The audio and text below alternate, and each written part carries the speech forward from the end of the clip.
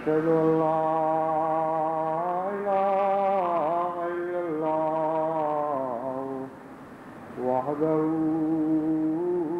لا شريك له وأشهد أن محمدا عبده ورسوله أما بعد فأعوذ بالله من الشيطان الرجيم بسم الله الرحمن الرحيم الحمد لله رب العالمين الرحمن الرحيم مالك يوم الدين إياك نعبد وإياك نستعين اهدنا الصراط المستقيم صراط الذين أنعمت عليهم غير المغضوب عليهم ولا الضالين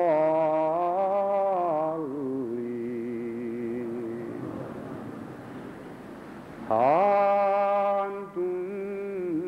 هؤلاء تدعون لتنفقوا في سبيل الله فمنكم من يبخل ومن يبخل فإنما يبخل عن نفسه والله الغني وأنتم الفقراء وإن تتولوا يستبدل قوما غيركم ثم لا يكونوا أمثالكم.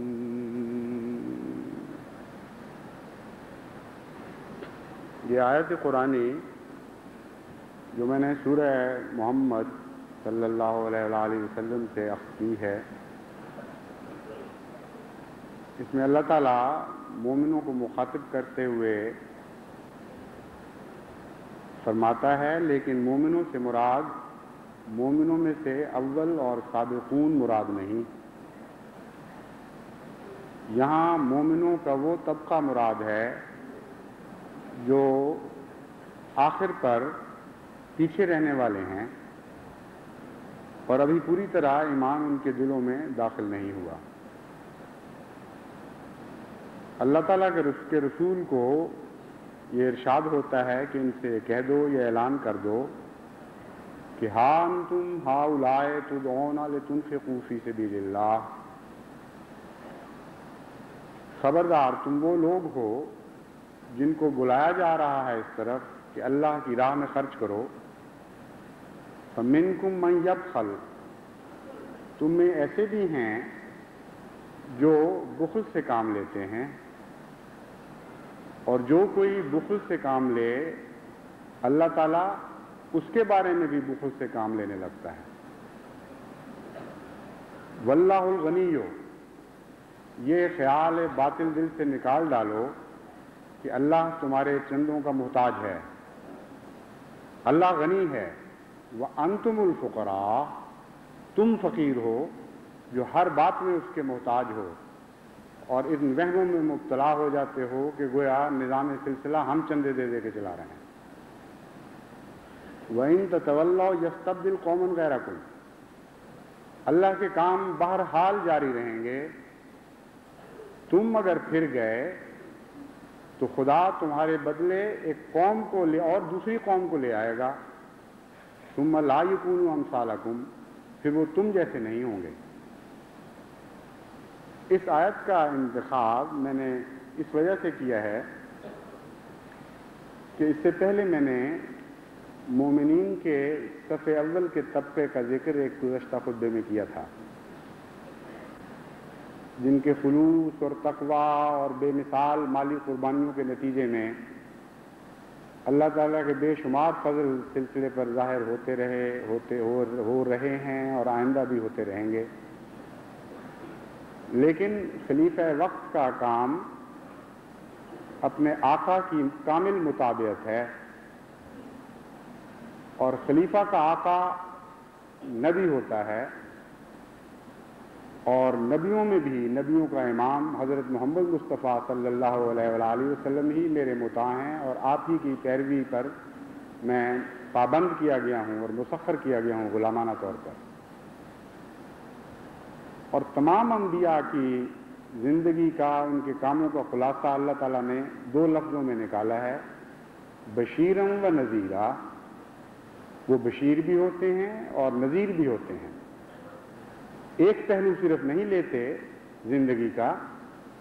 دوسرا پہلو بھی اختیار کرتے ہیں۔ وہ جانتے ہیں کہ قوموں کو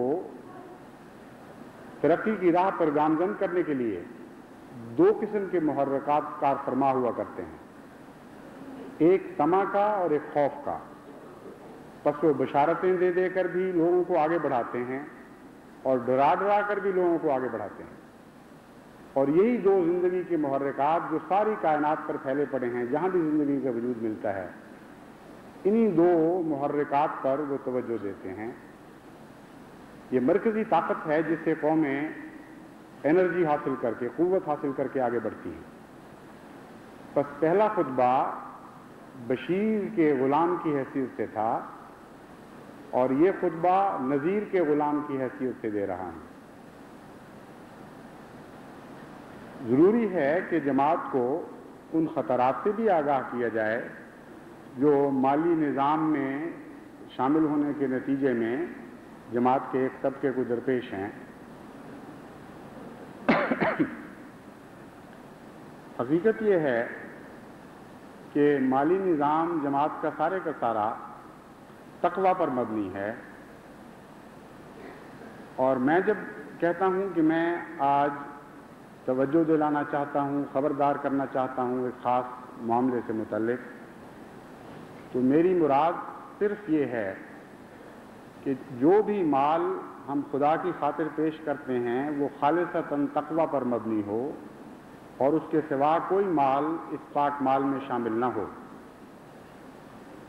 اور وہ مخلصین جماعت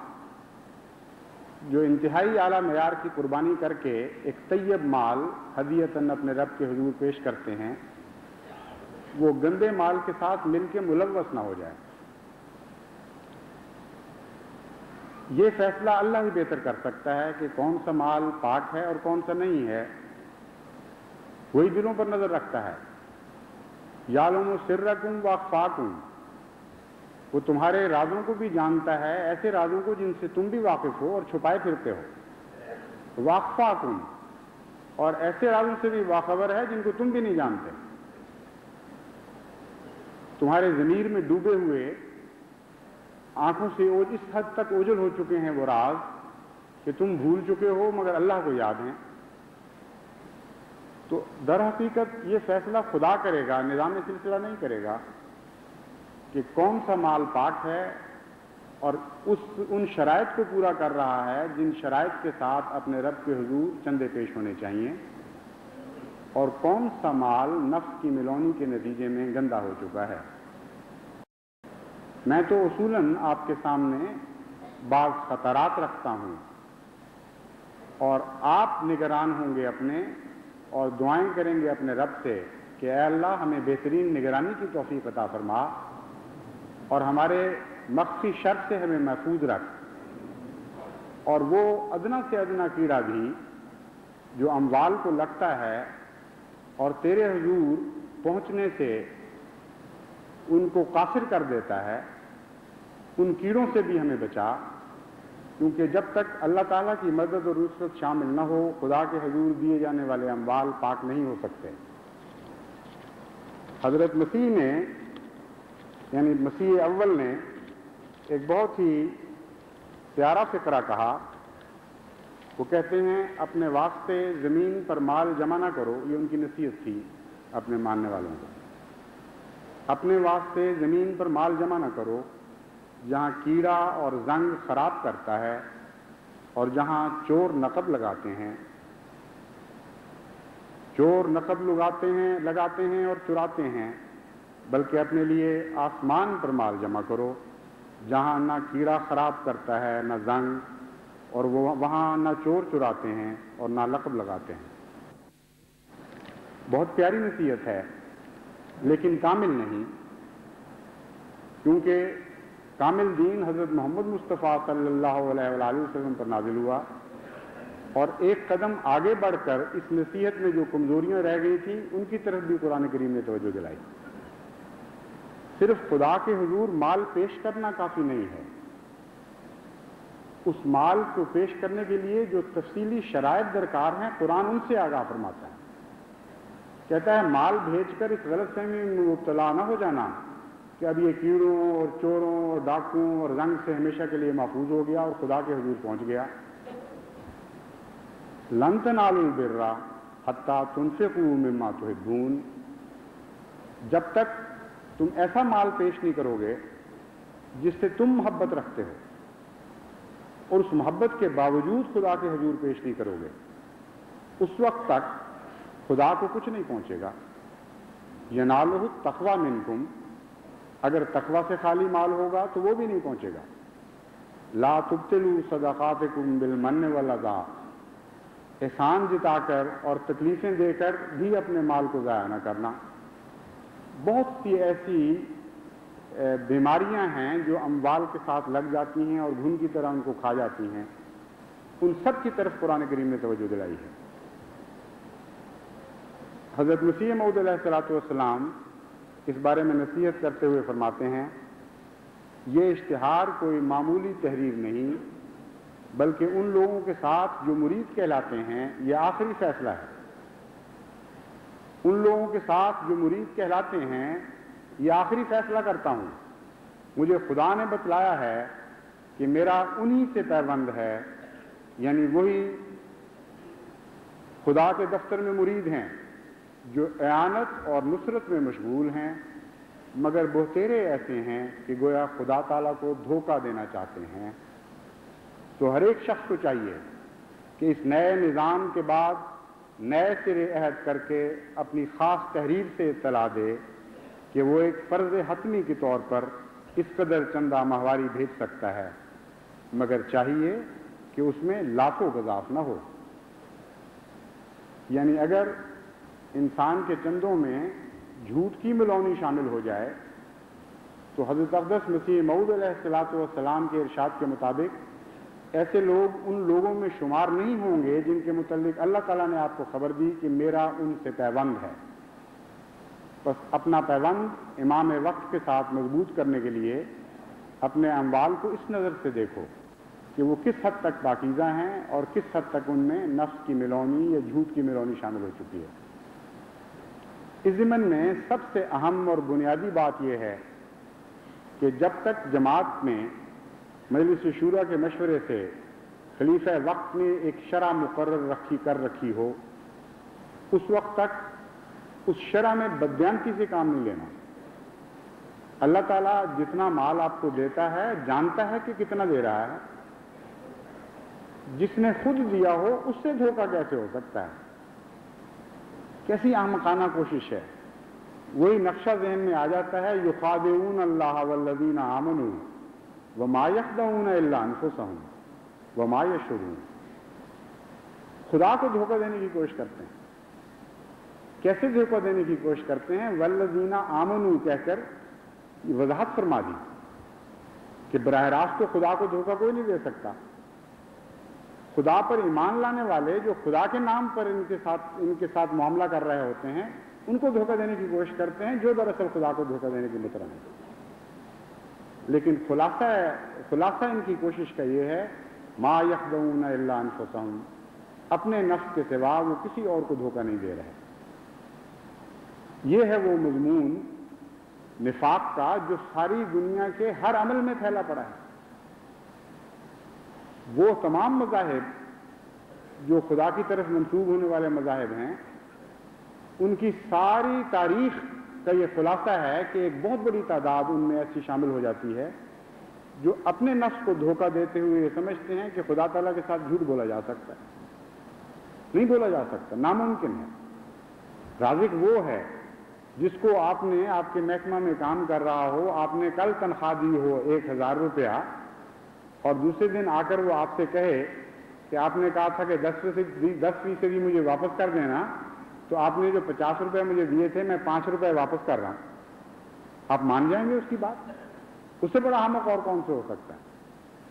لیکن اگر آپ کا کرندہ اس کے پاس جا رہا ہے اور وہ اس دھوکے میں مبتلا ہے کہ اس کارندے کو پتہ نہیں کہ مجھے کتنی رقم دی گئی تھی، تو پھر ایسا شخص زیادہ جرأت کے ساتھ یہ دھوکہ دینے کی کوشش کرے گا۔ لیکن اللہ تعالیٰ فرماتا ہے ان کی بڑی بے وقوفی ہے، کرندے تو مورے ہیں، ان کی تو کوئی بھی حیثیت نہیں ذاتی۔ جب ان کو دھوکہ دینے کی کوشش کرتے ہو تو میں دیکھ رہا ہوتا ہوں، میری نظر پڑ رہی ہوتی ہے تمہارے دلوں پر، تمہاری زبان پر، تمہاری تحریر پر، اور تم جو دھوکہ دینے کی کوشش کرتے ہو میں تمہارے دھوکے میں کبھی نہیں آ سکتا اور کبھی نہیں آؤں گا، اور یہ مومن بھی تمہارے دھوکے میں نہیں آتے۔ اخلاق کے لحاظ سے، ادب کے تقاضوں کے پیش نظر، اور یہ سوچتے ہوئے کہ ان کی دل شکنی نہ ہو کہ ہم ان پر اعتماد نہیں کرتے، یہ کہتے رہیں خاتمیں کہ بہت اچھا ہم اسے منظور کرتے ہیں، لیکن اللہ تعالیٰ فرماتا ہے کہ یہ بھی صاحب فراست بندے ہیں، نہ تم مجھے دھوکہ دے سکتے ہو نہ ان بندوں کو دھوکہ دے سکتے ہو۔ تمہارا رہن سہن، تمہارا معاشرہ، تمہاری زندگی کی اقدار ساری بتا رہی ہیں کہ تمہارے اموال کتنے ہیں، مگر چونکہ یہ ٹیکس کا نظام نہیں، اس لیے اخلاقاً بھی، تہذیباً بھی، اور نظام سلسلہ کی پیروی میں بھی جملہ کارکنان سلسلہ جو منہ سے کوئی کہتا ہے اسے قبول کر لیتے ہیں، جانتے ہوئے بھی قبول کر لیتے ہیں کہ یہ شخص کہنے والا اپنے قول میں سب سچا نہیں ہے۔ لیکن یہ واقعات جو گزر جاتے ہیں وہ ایسے تمام دھوکے دینے والوں کے لیے انتہائی خطرے کا موجب بن جاتے ہیں۔ ان کی ساری عمر کی قربانیاں رائے گاہ جاتی ہیں، ان کے اموال سے برکت چھین لی جاتی ہے، وہ طرح طرح کی مصیبتوں میں مبتلا ہو جاتے ہیں، ان کو چٹیاں پڑتی ہیں، کیونکہ اللہ تعالیٰ جو جانتا ہے اس کے عطا کے رستے بھی بہت ہیں اور واپس لے لینے کے رستے بھی بہت ہیں۔ رزق سے جو برکتیں ملا کرتی ہیں، چین اور تسکین اور آرام جان کی برکتیں، وہ برکتیں بھی ان سے چھین لی جاتی ہیں۔ بسا اوقات ایسے خاندانوں کے بچے ان کی آنکھوں کے سامنے ضائع ہو رہے ہوتے ہیں، وہ کچھ نہیں کر سکتے۔ ایک دفعہ ایک جماعت کے امیر نے مجھے بتایا کہ نوجوانی میں میرا یہ حال تھا کہ اگرچہ دھوکہ تو نہیں دیتا تھا چندے میں، مگر سب سے آخر پر چندہ ادا کیا کرتا تھا، اور پہلے اپنی ضرورتوں کو ترجیح دیتا تھا، اور یہ سمجھ کر کہ بہت اچھا خدا کا قرضہ مجھ پہ چڑھ رہا ہے، کسی دن اتار دوں گا، میں اپنے نفس کو مطمئن کر لیتا تھا۔ انہوں نے کہا کہ اللہ گواہ ہے اور میں سچ کہہ رہا ہوں کہ وہ سارا دور اتنا پریشانیوں کا مجھ پر گزرا ہے کہ ایک مصیبت سے نکل کر دوسری مصیبت میں مبتلا ہو جاتا تھا۔ خدا کا مقروض نہیں رہا، بندوں کا بھی مقروض بن گیا۔ جن اپنی ذاتی ضروریات کو ترجیح دیتا تھا وہ ضروریات پوری ہونے میں نہیں آتی تھی۔ حل من مزید، جس طرح جہنم کہے گی اس طرح میری ضروریات حل من مزید کا تقاضا کرتی چلی جاتی تھی۔ آخر ایک دن میں نے فیصلہ کیا کہ اے خدا، تیرا حق پہلے دوں گا، چاہے کچھ گزر جائے میری جان پر، چاہے میرے بچے فاقے کریں، میں بہرحال تیرا حق پہلے ادا کروں گا، تو مجھ سے رحم کا معاملہ کر۔ کہتے ہیں وہ دن اور آج کا دن میں نے تنگی کا نام کبھی نہیں دیکھا، ہر بات میں برکت پڑ گئی، ہر نقصان ختم ہو گیا۔ بس اللہ تعالیٰ جو دینے والا ہے، جو رازق ہے، اس کے ساتھ صدق و صداقت کا معاملہ کرو، تمہاری قربانیاں بھی کام آئیں گی، اور ان قربانیوں کے نتیجے میں تم مزید فضلوں کے وارث بنا جاؤ گے۔ خدا کی راہ میں خرچ کرنے سے کیوں خوف کھاتے ہو؟ یہی تو وہ خرچ ہے جو تمہاری آمد کا ذریعہ ہے، یہی تو وہ خرچ ہے جو برکتوں کا موجب ہے۔ حضرت مسیح موعود علیہ الصلوۃ والسلام کے زمانے میں آپ کے صحابہ میں سے جنہوں نے تھوڑے تھوڑے مال بھی آپ کے حضور پیش کیے، بڑی بڑی قربانیاں بھی کی، لیکن ان سب کے خاندان اللہ تعالیٰ کے فضلوں کے دنیا کے لحاظ سے بھی ایسے وارث بنے کہ وہ پچھانے نہیں جاتے، اور حیرت انگیز طور پر ان کے اموال میں برکت دی گئی۔ مگر جیسا کہ میں نے کل کے خطبے میں کہا تھا، اِنَّ مَعَ الْعُسْرِ يُسْرًا، اِنَّ مَعَ الْعُسْرِ يُسْرًا کا مضمون یہاں بھی حاوی ہے۔ وہ ایک عسر سے نکالے گئے اور ایک یسر میں داخل کیے گئے اللہ تعالیٰ کے فضلوں کے باعث، اس کے رحم اور کرم کے نتیجے میں، اور وہ یہ سمجھنے لگے غلطی سے کہ یہ ہماری ذاتی کوشش کا نتیجہ ہے اور یہ یسر ہمارے لیے پیدا کیا گیا ہے، ہم اس خاطر پیدا کیے گئے ہیں کہ آسائش سے زندگی گزاریں، اور بھول گئے کہ اِنَّ مَعَ الْعُسْرِ يُسْرًا کا ایک اور دور بھی چلتا ہے، اور اللہ تعالیٰ ایک اور طریق پر بعض دفعہ انتقام لیتا ہے ایسے لوگوں سے، بعض دفعہ دوبارہ دنیا کی مصیبتوں میں مبتلا کر دیتا ہے، دوبارہ مشکلات میں ڈال دیتا ہے، ان کے اموال غائب ہوتے جاتے ہیں، دیکھتے دیکھتے ہاتھوں سے دولتیں نکل جاتی ہیں، اور پھر وہ خاندان دوبارہ فلاکت نصیب ہو جاتا ہے۔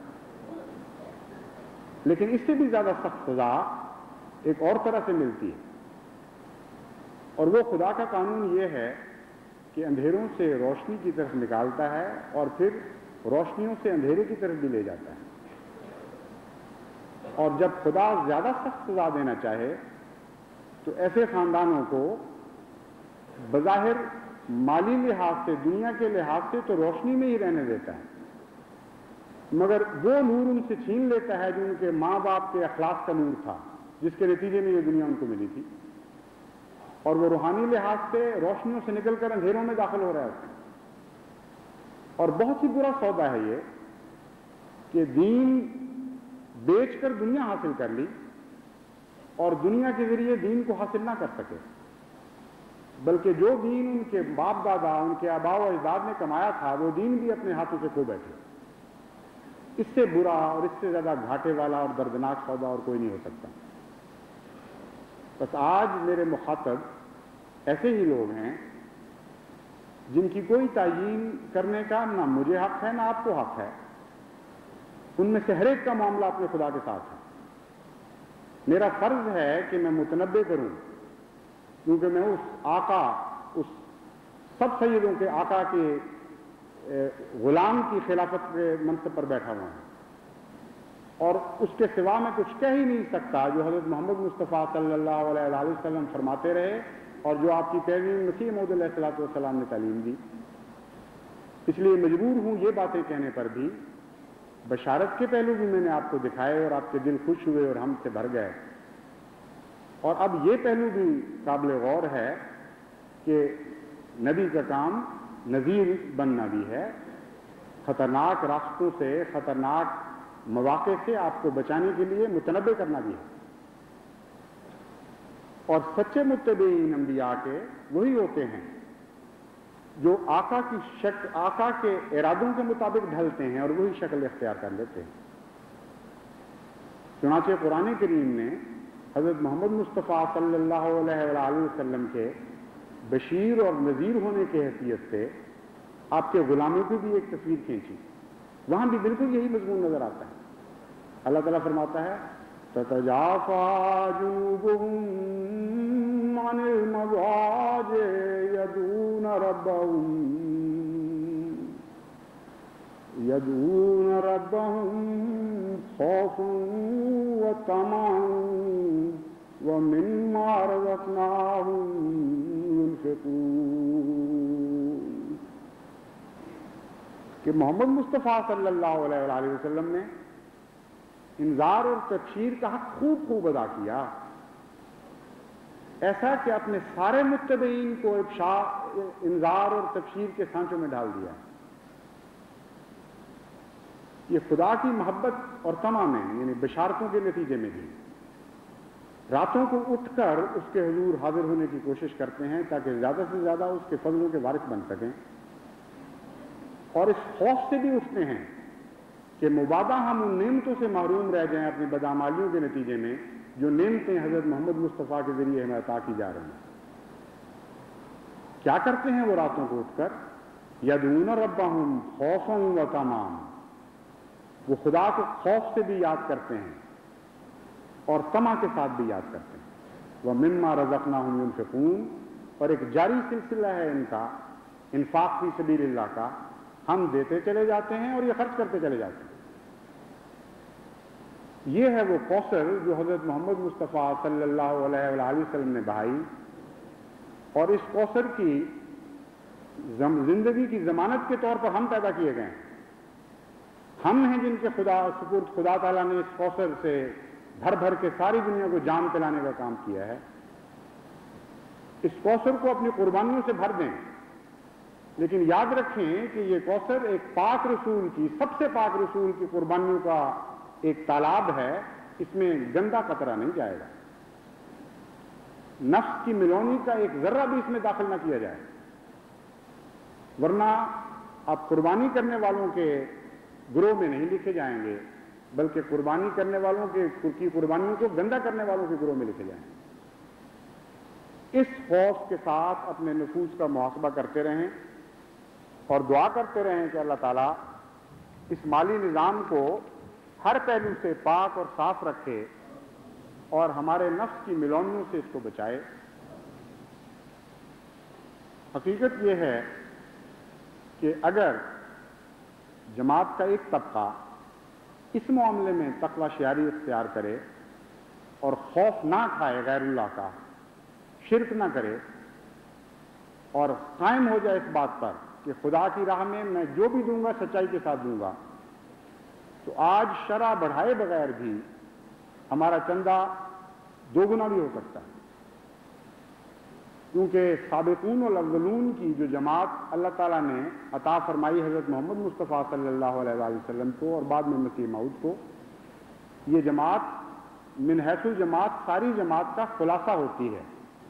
اور عددی لحاظ سے یہ کم ہوتی ہے۔ اس سے میں اندازہ کرتا ہوں کہ ایک بڑی اکثریت ایسی ہوگی جو ابھی تک مالی امور میں تقویٰ کے اعلیٰ معیار پر پورا نہیں اتری۔ اگر وہ اکثریت بھی تقویٰ کے معیار پر پوری اتر جائے تو اللہ تعالیٰ کے فضل کے ساتھ یقیناً ہمارے چندوں میں غیر معمولی برکت ملے گی۔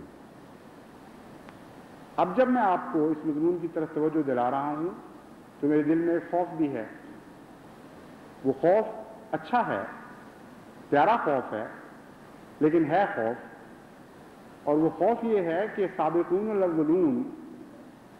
ہر تحریک کے وقت خود ہی آگے آ جاتے ہیں۔ وہ مخاطب نہ بھی ہوں، ان کے کانوں میں جب آواز پڑتی ہے تو وہ اپنے جائز چندوں سے بھی زیادہ آگے بڑھا کے دینے لگ جاتے ہیں، اور یہ سمجھا جاتا ہے کہ گویا ساری جماعت نے ایک قدم اور آگے بڑھا لیا۔ اس لیے میں آپ کو متوجہ کرتا ہوں کہ وہ سارے مخلصین جماعت جو تقوی شعاری کے ساتھ شرع کے مطابق چندہ دے رہے ہیں وہ میرے مخاطب نہیں ہیں، وہ اسی طرح چندے دیں۔ ان کی تو کیفیت یہ ہے، میں جانتا ہوں کہ اگر ان کو کہا جائے کہ اپنا سب مال پیش کر دو تو وہ سب مال پیش کر دیں گے، نہیں رکیں گے۔ ان کی آنکھوں کے سامنے ان کے بیوی بچے ہلاک ہو رہے ہوں، بھوک سے تڑپ رہے ہوں، وہ تب بھی نہیں رکیں گے۔ ایک کثیر جماعت حضرت مسیح موعود علیہ الصلوۃ والسلام کو ایسے مخلصین کی عطا ہوئی ہے۔ ایک دفعہ حضرت مسیح موعود علیہ السلام کے زمانے میں ایک صحابی سے متعلق حضور نے تاریخی کلمات فرمائے۔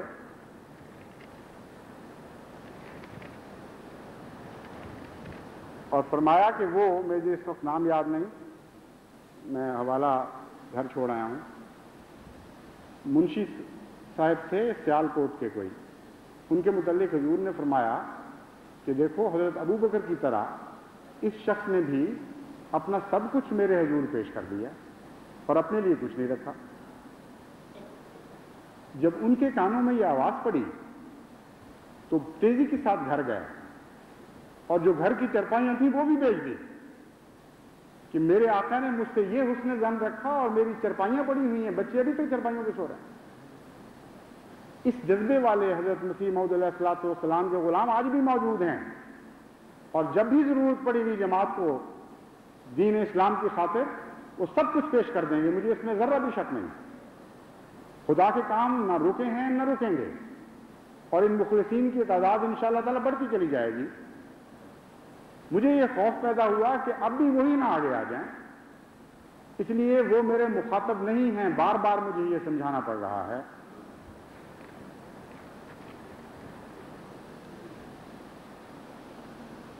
ایک طبقہ جو میرے ذہن میں ہے، جیسا کہ میں نے بیان کیا تھا، وہ تو ان بزرگوں کی اولادیں ہیں جن کی نیکیوں کے طفیل اللہ تعالیٰ نے ان کے اموال میں بہت وسعت دی، اور ایک ایسا طبقہ بھی ہے جو پاکستان میں بہت ہی مشکل زندگی بسر کر رہا تھا، یا نسبتاً آسانی کی زندگی بھی بسر کر رہا تھا، اسے باہر جانے کی توفیق ملی، اور ایسے ممالک میں وہ چلے گئے جہاں روپے کی ریل پیل ہے، اور خدا تعالیٰ نے ان کو اتنا دیا کہ کوئی نسبت ہی نہیں رہی اس مال سے جو یہاں وہ کمایا کرتے تھے، اور بعض دفعہ زیادہ عطا بھی ایک کنجوسی کا موجب بن جاتی۔ روپیہ زیادہ ہو جائے تو انسان یہ نہیں سوچتا کہ میں شرع کے مطابق دوں گا تو تب بھی غریب کے برابر نہیں پہنچوں گا، وہ یہ سوچتا ہے کہ یہ تو 1 لاکھ بن جائے گا، یہ تو 10 لاکھ بن جائے گا۔ 1 کروڑ جس کو خدا عطا فرما رہا ہے سال میں، اس کے لیے اندازہ کریں کہ 10 لاکھ کا جو تصور ہے وہ کتنا بھیانک ہے اس کے لیے، کہ میں اکیلا 10 لاکھ روپے سالانہ دوں، یہ کس طرح ہو سکتا ہے؟ وہ کہتا ہے چلو 10,000 بھی دوں تو بڑی چیز ہے، آخر جماعت کے کام نکل رہے ہیں، میرے 10,000 سے بھی جماعت کو فائدہ ہی پہنچے گا نا۔ تو جس طرح صدقہ دیا جاتا ہے، خیرات دی جاتی ہے، اس طرح وہ اللہ کو وہ چندہ واپس کر رہے ہوتے ہیں۔ کتنی خطرناک بات ہے، کتنے دکھ کا مقام ہے۔ ان کو تو چاہیے کہ وہ اپنے غریب بھائیوں سے قربانی کے معیار کو زیادہ بلند کرنے کی کوشش کریں، کیونکہ وہ غریب جو 300 روپے کما رہا ہے اور موسی ہے، اور 30 روپے وہ سلسلے کی خدمت میں پیش کر دیتا ہے اللہ کے نام پر، اس کے 270 بھی اس کے نہیں رہتے۔ ایسا پیش کرنے والا دوسرے چندوں میں بھی ہمیشہ پیش ہوتا ہے۔ وہ پھر جاتا ہے تحریک جدید کا حساب دیکھتا ہے، کہتا ہے اس میں بھی میں آگے بڑھ جاؤں، اس میں بھی میرا نام ان دعا والوں میں لکھا جائے جن کا نام سابقون الاولون کی فہرست میں لکھا جاتا ہے، وہاں بھی ادا کرتا ہے۔ پھر وہ وقف جدید بھی دیکھتا ہے، پھر وہ صدقات بھی کے مدے بھی دیکھتا ہے کہ وہاں بھی مجھے موقع مل جائے۔ بہت تھوڑا اس کے پاس بچتا ہے، اتنا تھوڑا جو زندگی کی قوت کو برقرار رکھنے کے لیے بھی کافی نہیں ہوتا۔ کہاں اس غریب کی قربانی اور کہاں اس امیر کی قربانی جو 1 کروڑ میں سے 10 لاکھ دے رہا ہے۔ اس کے پاس اپنی ضرورت میں سے بہت زیادہ رقم 90 لاکھ بچی ہوئی ہے، مگر مشکل یہ ہے کہ روپیہ خود اپنی ذات میں حرص کا موجب بن جاتا ہے۔ بہت کم ہیں جو اس بخل سے بچائے جاتے ہیں، لیکن اللہ کی راہ میں صاف اور سیدھا ہونے کے لیے ضروری ہے کہ اس معاملے میں انسان اپنے نفس پر رحم نہ کرے۔ حضرت محمد مصطفیٰ صلی اللہ علیہ وآلہ وسلم کے متعلق قرآن کریم نے یہ اعلان فرمایا، انہو کان ظلوما جہولا، کہ وہ جو رحمت للعالمین ہے غیروں کے لیے، اپنے نفس کے لیے اس سے بڑھ کر ظالم ہے ہی کوئی نہیں، حد سے زیادہ ظلم کرتا ہے اپنے نفس کا۔ بس یہ ہے نقشہ مومن کی زندگی کا کہ غیروں کے لیے رحم اور اپنے نفس پر ظلم، اور ایسا ظلم کہ وہ کبھی بھی نفس کو باغی نہ ہونے دے۔ بس ایسے لوگوں سے میں کہتا ہوں کہ وہ بھی اپنی فکر کریں، کیونکہ اللہ تعالیٰ پھر ان برکتوں کو چھین لیا کرتا ہے، اور وہ انصاف کا سلوک کرتا ہے اس معاملے میں۔ ایسے لوگوں کی اولادیں ضائع ہو جاتی ہیں، وہ دکھوں میں مبتلا ہوتے ہیں، جیسا کہ میں نے پہلے بیان کیا ہے، اور ان کے لیے یہ بہت ہی خوف کا مقام ہے۔ اللہ تعالیٰ ساری جماعت کو ان خطرات سے محفوظ رکھے۔ حضرت مسیح موعود علیہ السلام فرماتے ہیں، تم یقیناً سمجھو کہ یہ کام آسمان سے ہے اور تمہاری خدمت صرف تمہاری بھلائی کے لیے ہے۔ پھر فرماتے ہیں اور جو شخص ایسی ضروری مہمات میں مال خرچ کرے گا، یہ دیکھیں کیسی زبردست ضمانت دی جا رہی ہے خرچ کرنے والے کو، اور جو شخص ایسی ضروری مہمات میں مال خرچ کرے گا، میں امید نہیں رکھتا کہ اس مال کے خرچ سے اس کے مال میں کچھ کمی آ جائے گی، بلکہ اس کے مال میں برکت ہوگی۔ بس چاہیے کہ خدا تعالیٰ پر توکل کر کے پورے اخلاص اور جوش اور محبت سے کام لیں کہ یہی وقت خدمت گزاری کا ہے۔ پھر بعد اس کے وہ وقت آتا ہے کہ ایک سونے کا پہاڑ بھی اس طرح ہمیں خرچ کریں تو اس وقت کے پیسے کے برابر نہ ہوگا۔ پھر حضرت مسیح موعود علیہ الصلوۃ والسلام فرماتے ہیں، تم میں سے ہر ایک کو جو حاضر یا غائب ہے تاکید کرتا ہوں کہ اپنے بھائیوں کو چندے سے باخبر کرو اور ہر ایک کمزور بھائی کو بھی چندے میں شامل کرو، یہ موقع ہاتھ نہیں آئے گا، کیسا یہ زمانہ برکت کا ہے۔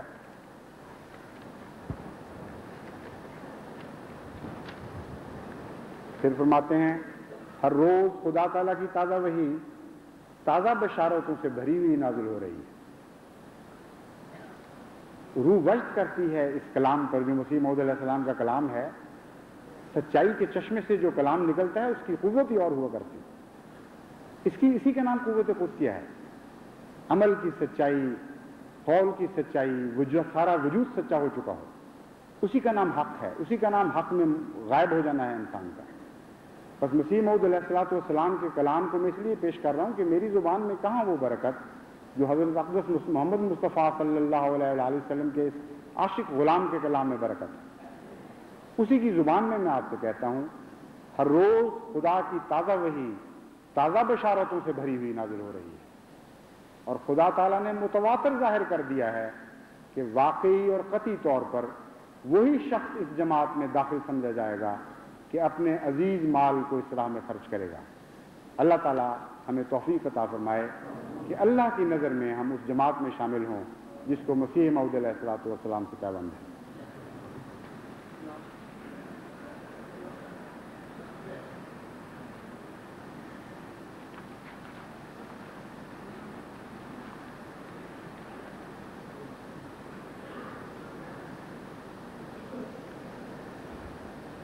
الحمد للہ نحمده ونستعینه ونستغفره ونؤمن به ونتوکل علیہ ونعوذ باللہ من شرور انفسنا ومن سیئات اعمالنا ومن يهده الله فلا مضل له ومن يضلل فلا هادي له ونشهد أن لا إله إلا الله وحده لا شريك له ونشهد أن محمدا عبده ورسوله۔ ابھی چند دن تک انشاءاللہ تعالی میں اور سلسلے کے اور بعض نمائندگان اس بابرکت سفر پر روانہ ہونے والے ہیں جس میں ہمیں اور کاموں کے علاوہ اول طور پر مسجد اسپین کا افتتاح کرنا ہے۔ بکثرت دوسرے احمدی احباب بھی سب دنیا سے وہاں اکٹھے ہوں گے انشاءاللہ تعالی۔ سفر پر جانے سے پہلے یہ میرا آخری خطبہ ہے یہاں اس وقت۔ میں دو باتوں کی صرف نصیحت کرتا ہوں، ایک تو بکثرت دعاؤں کے ذریعے اس تقریب میں شامل رہیں۔ جگہ کا فاصلہ خدا کی آنکھ کے سامنے کوئی حقیقت نہیں رکھتا۔ وہ تمام احمدی مرد ہوں یا عورتیں، بچے ہوں یا بڑے، وہ سارے اس تقریب میں اللہ کی نگاہ میں شامل ہوں گے جو پورے خلوص اور درد کے ساتھ دعائیں کر رہے ہوں گے کہ اے خدا اس تقریب کو ہر پہلو سے بابرکت بنا۔ دوسرے میں یہ کہوں گا کہ کہ میری عدم موجودگی میں اپنے عفو اور مغفرت اور بھائی چارے کے معیار کو اور بھی زیادہ بڑھانے کی کوشش کریں۔ اللہ گواہ ہے کہ میرا دل ربوہ میں اٹکا رہے گا۔ مرکز کی جماعت کا ایک اپنا مقام ہوتا ہے اور اس کے ساتھ جو پیار کا تعلق ہوتا ہے ساری جماعت کا اس کے ساتھ ہے، مگر مرکز کی جماعت کے ساتھ پیار کا تعلق ایک الگ حیثیت رکھتا ہے۔ اس لیے یہ پریشانی رہے گی، یہ فکر رہے گی، خدا نہ کرے کہ وہ پریشانی میں تبدیل ہو کہ آپ لوگ کہیں آپس میں چھوٹی چھوٹی باتوں پر الجھے نہ، بے وجہ اختلافات میں مبتلا ہو کر میرے لیے دکھ کا موجب نہ بنے، اپنے بہن بھائیوں کے لیے دکھ کا موجب نہ بنے۔ بس زبان سے، قول سے، فعل سے کوئی ایسی بات نہ کہیں جو کسی کو دکھ پہنچانے کا موجب بنے۔ استغفار سے کام لیتے رہیں، محبت کو پھیلائیں اور اسی کی اشاعت کریں۔ اللہ تعالیٰ محبت کرنے والوں کو پسند کرتا ہے۔ خدا کرے ہمیں اس کی توفیق عطا ہو۔ عباد اللہ رحمکم اللہ، ان اللہ یامر بالعدل والاحسان وایتاء ذی القربی وینہی عن الفحشاء والمنکر والبغی یعظکم لعلکم تذکرون۔ اذکروا اللہ یذکرکم وادعوہ یستجب لکم ولذکر اللہ اکبر۔